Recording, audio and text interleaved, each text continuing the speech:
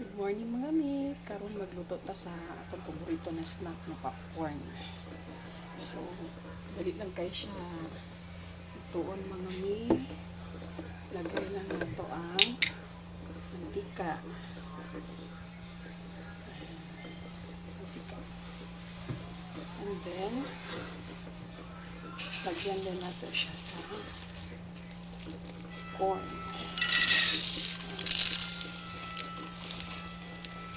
Tapos, pakluban na natin siya.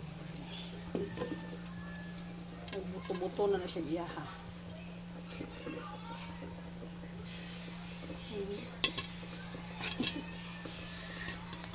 Cute kayo siya tanawan. Basta mag-pop up na siya.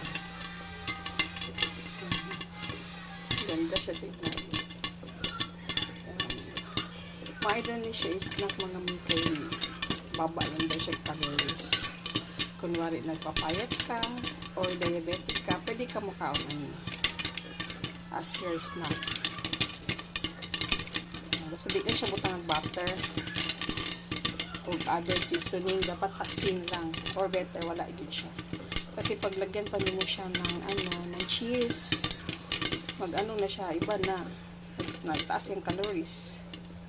So, nana ko magbutang popcorn lalo pa og crave ko popcorn kasi pipe ako.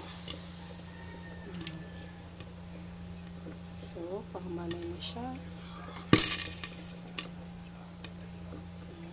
Apa siya gabuto-buto ng uban. So open natin popcorn, homemade popcorn. Kapag gani wala na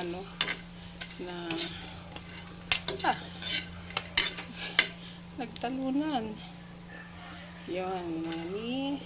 So, enjoy na itong snack habang mga bata nag-eskwela pa online. Yan. Narang akong finished product ko. Popcorn. Tapos tawad, butangan din ako na siya. Sin. Nag-pop up pa siya. So, yan. Ito naman yung aking pa-lunch. Munggo. Gilaga pa na ako ang munggo. Parang naman yan siya sa lunch. Kaya kining popcorn, parang naman siya snack. Pag umanugla pa, mag-snack ko popcorn. So, yun lang mga mi. Enjoy your morning. Have a nice day.